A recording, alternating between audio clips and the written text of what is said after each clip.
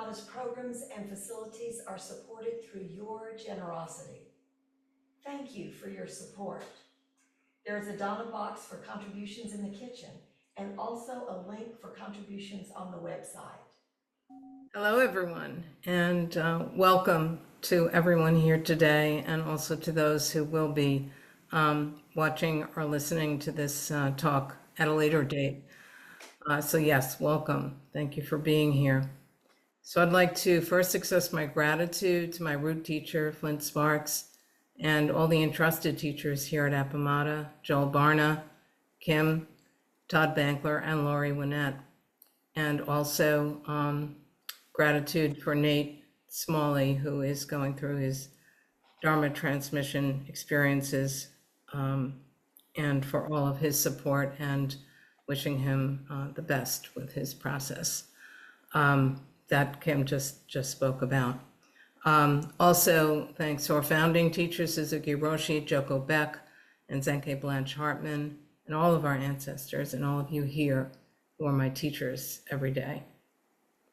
So I've been thinking a lot about love, and I was in Wisconsin recently at the Open Door retreat, which is held every year in a monastery in rural, it's right outside of Madison, but it looks pretty rural to a city girl like me.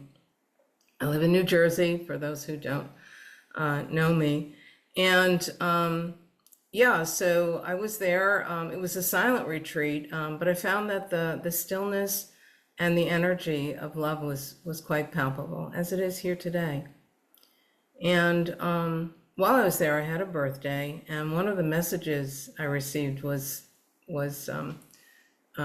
quite, it had a big impact on me. And it read, "What is love? The total absence of fear," said the master. "What is it we fear?"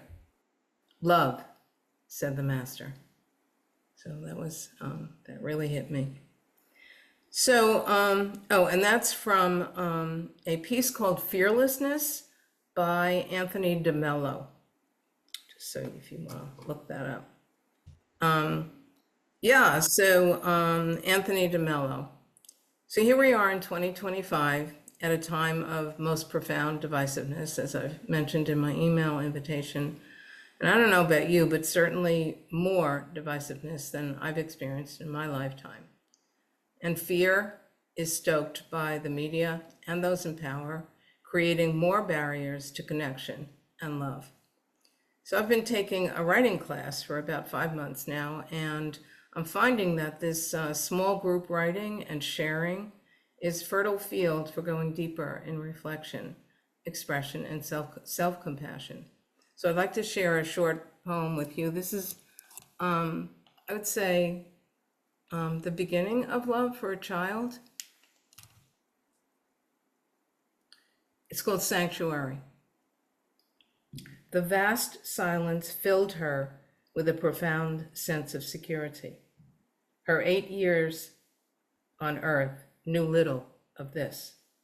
There, in the hush of a world so still, so unchanging, her heart could breathe.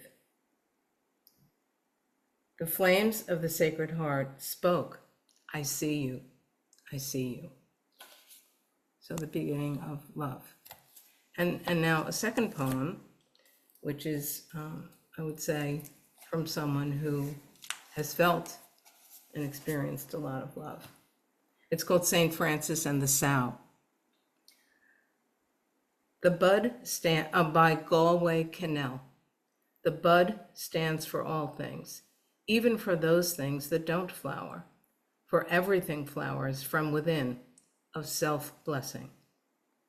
Though sometimes it's necessary to reteach a thing its loveliness, to put a hand on the brow of the flower and retell it in words and in touch. It is lovely, until it flowers again from within of self-blessing. As St. Francis put his hand on the creased forehead of the sow and told her, in words and in touch, blessings of the earth on the sow, and the sow began remembering all down her thick length, from the earthen snout all the way through the fodder and slops to the spiritual curl of the tail. From the hard spininess spiked out from the spine, down through the great broken heart, to the blue milken dreaminess, spurting and shuddering from the 14 teats into the 14 mouths, sucking and blowing beneath them, the long, perfect loveliness of Sal. So a year ago, Lori offered a conversation cafe. This is right after the election, so you kind of going through a little 1-year time warp here, just about, because it's November. So Lori offered a conversation cafe just after the election, a place where Sangha members could express their thoughts and feelings about the election in an atmosphere of tolerance and safety for whatever comes up. For those of us who participated, anybody in the room that did besides me participate, Kim? Thank you. It was I felt a sacred place of support and a much needed holding environment, and I'm very grateful for it. So about a week later, actually on November 11th, because what I'm going to say today is a taped talk that while I was on my elliptical glider exercising at home, I was thinking, and I realized I was really writing, so I just began to record what was coming in. So I was exercising and reflecting on the election and our practice. I thought, well, the Bodhisattva vow, I vow, we vow, this vow frees all beings. It just took on new meaning. So many new Dharma gates were approaching. And when I recently listened to these reflections, I realized that I have the same thoughts today. And I wanted to share them. So this is what I spoke into my phone. Those who did not support, and I just want to put a caveat in here. It's kind of even though we're talking about practice, it's also with politics, it has to be, kind of labeling on this side and that side. So just putting that out there. It's no other way to do this. So those who did not support the winner last year, our current president, have not lost the election, but have lost or damaged the fantasy that the delusion of separation in this country is not as deeply entrenched as it actually is. The fantasy has burst. As Blanche Hartman, Flint's teacher, saw one day, as she protested decades ago the Vietnam War with her group, and stood inches away from the face of a policeman whose job, and more than likely his thoughts and feelings, were as passionate as hers, but in a different direction. She saw that she and he, were the same. This was the point at which she realized that fighting for peace didn't make sense, and that using this method was actually perpetuating war of another type. When one side cannot listen to the other side, and when each side has accepted that there's no value in listening and learning and understanding and finding the common ground, connection, and therefore love, and therefore freeing all beings, cannot grow. How to impact the delusion of separateness that these attitudes reinforce? Yet I think this might be our only chance. So the losers are in the same position. Remember, this is a year ago. The losers are in the same position as the winners were 4 years ago. Will the response be the same? If we take, I'm sorry, here, this is me speaking and probably slowing down or something. Okay, this is a little story that happened around the same time. I went to a concert with a friend and a friend of hers. And my friend had just been to her weekly French class. This is like a week after the election. And this very brave French teacher said to the group, well, what do you think? And the first person that responded, again, going to put some labels just because it's easier, very wealthy woman who said, I am so relieved. And it was clear that she was a one-issue voter. She was concerned and fearful for her money and believed that it would be safe with this candidate and his policies. There was another woman in the group spoke up and who was a mother of 2 children and said to her, do you realize the other things that this means? And the woman was like a deer in the headlights. She just did not have an understanding of what her vote really meant. And so I wanted to bring that in, because this is a person we need to understand too. A person for whom awareness of the we-ness of life did not yet exist. I want to be safe, I want my money to be safe, and as long as that's there, that's the direction I go in.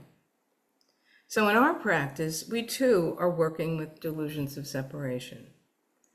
And at this juncture, right after the election, I was thinking, what would make us think that the delusion of separation is not very, very healthy in our country?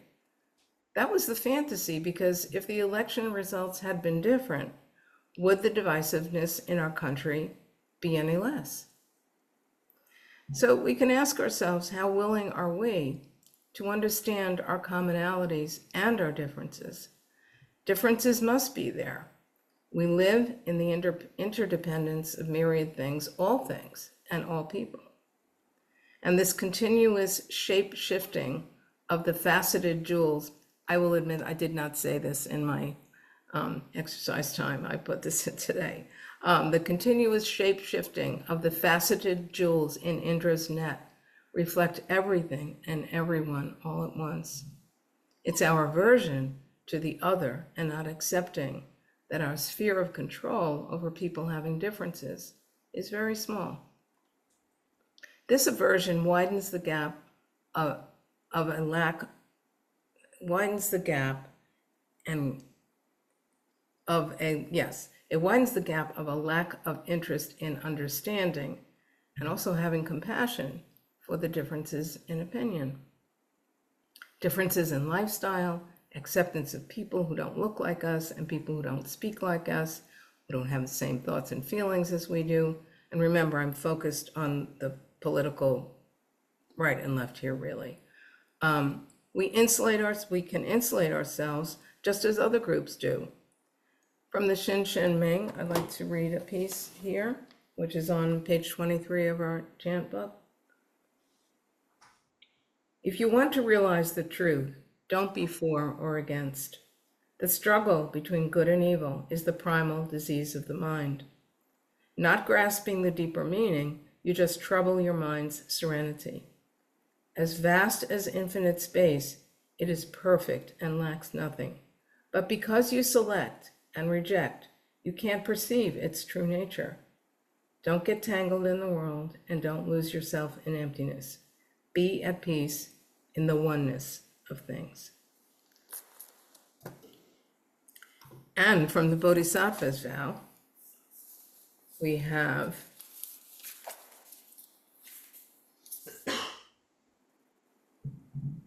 it's a little bit long, but I think it's worth reading the beginning of it. This is the Bodhisattva's vow on page 9 of our chant book. When I, a student of the way, look at the real form of the universe, all is the never-failing manifestation of the mysterious truth of the awakened life. In any event, in any moment, and in any place, none can be other than the marvelous revelation of its glorious light. This realization made our ancestors and teachers extend tender care with respectful hearts, even to such beings as birds and beasts. Who can be ungrateful or not respectful, even to senseless things, not to speak of humans? Even though they may be fools, be warm and compassionate toward them. This is our learning point. This is our going back to school. These are our teachers, as Diane Rossetto tells us in Waking Up to What You Do, our precepts text. This challenges our listening and our seeing. So out beyond our collective self-centered dreams, and this is Rumi, beyond ideas of good and evil, there is a field. I'll meet you there. Steve Inskeep, the journalist, in his book, Differ We Must, about Lincoln and that earlier time in this country, characterized by profound divisiveness, wrote about how Lincoln bridged the divide politically. He realized that he could not appeal to those who opposed him on the basis of morality. They were not yet capable, as Thich Nhat Hanh would say in his poem, Please Call Me by My True Names, of reaching that field. So he tried to understand what language they did speak, and it was the language of economics. This is a good example of skillful means, an argument that spoke to them, starting with the will to understand. So in our practice, it comes down to intention. And one of the clearest examples of skillful means is the story of the father whose child would not leave the burning house because he wanted to stay with his beloved toy. So to save his child's life, the father tells a lie. He says that your toy is really outside and needs you. So moving from a place of love and the question, what is called for now? We can cultivate skillful means when living in challenging and deeply divisive times. Blanche's anger on the protest lines dominated over love, and she had an enlightening moment. She understood that. The question, is it of service? Will anyone be harmed? Am I acting from love and compassion? These questions can lead us. In the story of the father and the child, his lie harmed no one and saved the life of a loved one. He saved someone that he loved, and that's the question, isn't it? How do we love everyone? How do we love every single part of ourselves equally and without discrimination? Suzuki Roshi says, you are perfect as you are, and you could use a little improvement. That's a statement that can be infused with complete and radical acceptance and love. And the more we cultivate that, the more we can look at everything that's happening through those eyes as well, through that lens. If we can stay open, we might meet others like this wealthy woman in the French class who just wanted her money to be safe and who just didn't know, and whose eyes needed to be opened. Yet this check-in in the French lesson, she heard something that possibly she either hadn't heard before or it just never reached her. There she was in a group that was diverse and probably different from any other social group with whom she has contact. So I'm grateful to this French teacher for opening up the question. That took courage, knowing that it might produce fireworks. And yet there was only a stunned response from one, and from the other concerned about the impact on her family. So bridging the gap, noting and working with the delusion of separation, isn't this what our whole practice is about?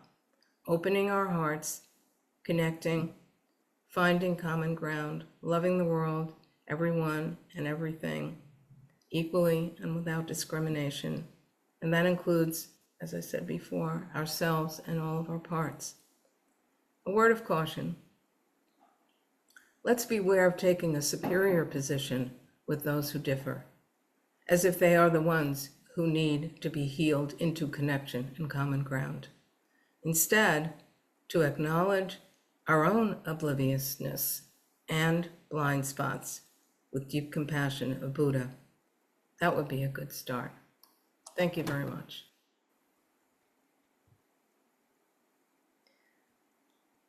We have a lot of time. I did want to take us into breakout rooms. Okay. So we're going to be in pairs. And I'd like you to be with someone that you don't, that you have, there are more people in the Zendo, but if we can be with someone we don't know so well, and we're just going to sit facing each other 2 by 2, and just looking. So there'll be one person that is receiving in this, it's a 3-minute gazing at the other person eye to eye. 3 minute, one person is receiving this other person. As I said in that first poem where this child felt seen, it's that. So that's your role, is to receive just by looking and receive with your open heart this person, 3 minutes. And then the roles switch. So 3 and 3 is 6, and then maybe a sharing of 2 minutes after that. So I think 8 minutes would be good. Any questions about the exercise? Heather, yes, what is the giver transmitting? Are they discussing their thoughts on? There's no talking. So there's only looking, and let's say it's Kim and I. So if I'm the one who is receiving, I'm receiving. In other words, I'm looking at Kim and I'm receiving him.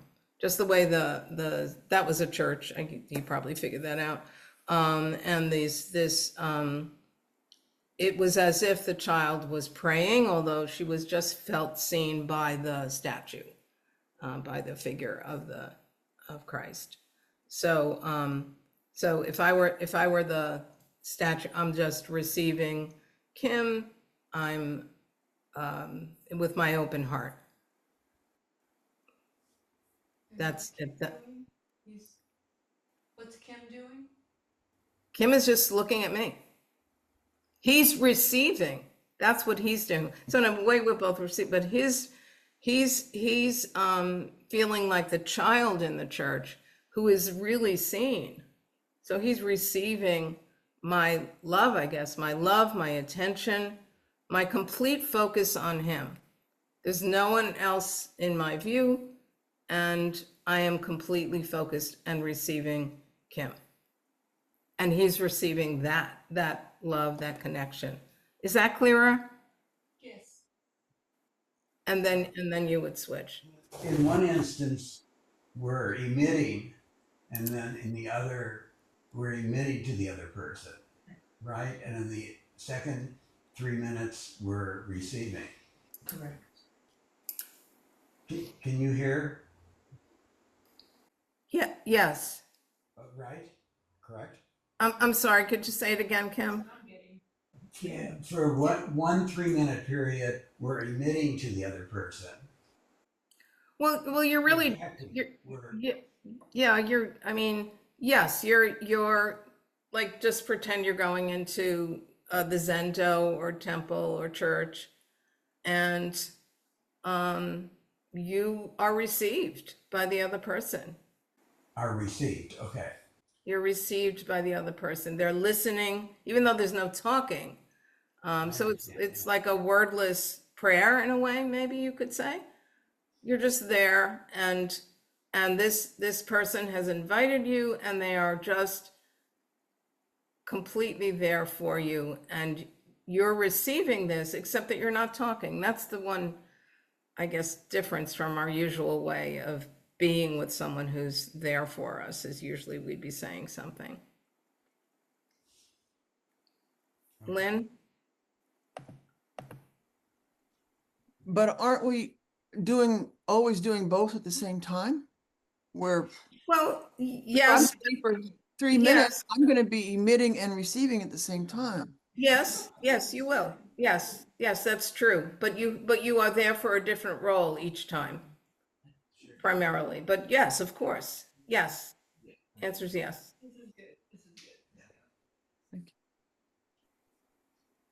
You could think of it, maybe this would be more, you could think of it as someone visiting you or you visiting someone else. Okay, everyone. Thank you. Would anyone like to share, we have plenty of time, their experience with their partner? Well, I can share. Yes, Kim.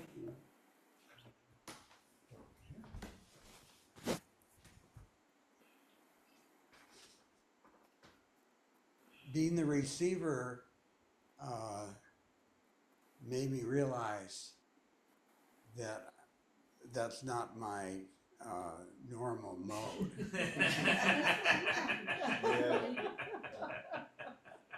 You could have fooled us. Oh, okay. Only because you're It's a such a beautiful, giver. it's a that's all. beautiful, beautiful exercise. Oh, I'm glad that. And a lot of things to learn in that.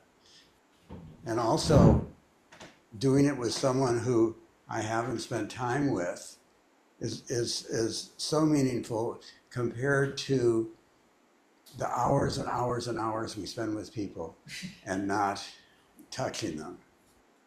You know, as this. Yeah.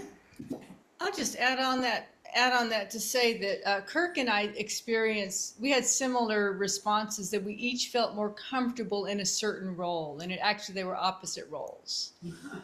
And we were kind of nervous in the other role, like, am I doing this right? Am I being responsible enough? And you want to add on to that?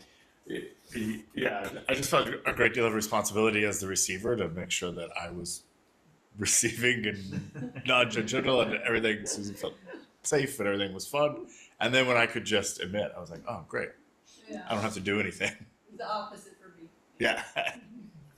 Yeah, I was going to say it's the opposite. It was opposite for me when I was sort of delivering. I felt like I really was trying so hard to express. I'm sorry, something. who's speaking? Oh, this is Linda. Linda in the back there. Okay, hi, Linda. I was trying to. I kept thinking, how am I expressing in my eyes what I'm thinking? Am I really getting the message across? I hope she's hearing me. Like, can I look at her mouth for a second and see if she's smiling, so I know that she's getting? Then I better get back to her eyes because I don't want her to think I'm looking at her mouth. I mean, there's like so much of that, But then when I was receiving, I just thought, kick back, just take it in. And what we were just talking about was I kept running in my mind, which is what I do in life. Yeah, she's looking at me now, but does she know this about me? Does she know that about me? She's giving me all this, but she's probably sending something, but would she be sending this if she knew all these other terrible things about me? Anyway, so I'm going to hand it off to her if she wants to say anything, or then to somebody else. Hi, Heather here. So I was the transmitter first. Hold it a little closer to your mouth. Yes, You I were the was. receiver. I was the receiver initially, First. and I was anticipating being self-conscious in part because I was dressed as a Katrina last night, and I noticed a lot of makeup on me left over. So I was wondering if I had orange eyebrows initially, and then I was surprised by how relaxed and I'm sorry, open the audio's, we really am not getting it. It's staticky and not really getting Heather's words. I was overcome by how much love I felt from Linda, and as the receiver of Linda, I found myself a little bit distracted at times because when I wanted to convey love, what came across was her strength, and it was very powerful. But the whole experience was just not what I anticipated at all. Thank you.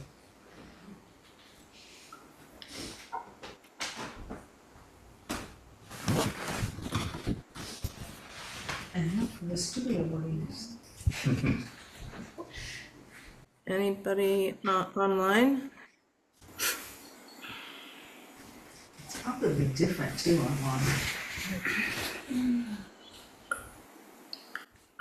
So I'll just say, I was so deeply moved by Mary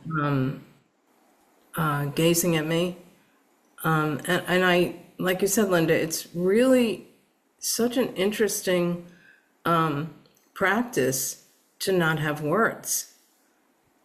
And yeah, I received so much, it felt like positive openness, energy, love flowing from there. I was very overwhelmed. I was crying. And in the opposite role, for some reason, I don't think I gave folks enough time in the breakout room, so I apologize for that. So I didn't have as much time offering it back to Mary. But when I did, it felt lovely and like I would have wanted more time with it. And we were kind of cut off with the breakout room. So thank you, Mary. It was really meant a lot to me. Anybody else at all want to share? I just wanted to share really quickly. Kathy and I kind of joked about this, but I think our difficulty in understanding the split towards the roles is an interesting exercise in deconstructing duality. You know, there's a little bit of each role in the other one, and I found that fascinating. Yeah, yeah. Or in that exercise. I don't know, but I mean, and the exercise is a microcosm of life, I think, you know? Yeah, thank you. Thank you. Yeah, just kind of pondering the whole giving and receiving that both happens at the same time. Like, Hi, Rosemary, can you hear me okay? yes. It's Kathy, yeah. Yeah. I found myself, I've done so much in healthcare looking at people objectively.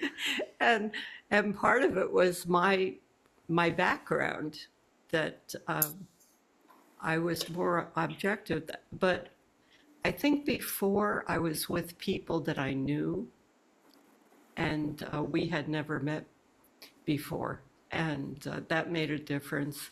And there's something funny that came up, and I told Peyton during the pandemic. I was finishing a book called "God as a Black Woman," and so when all this political stuff came out, I thought,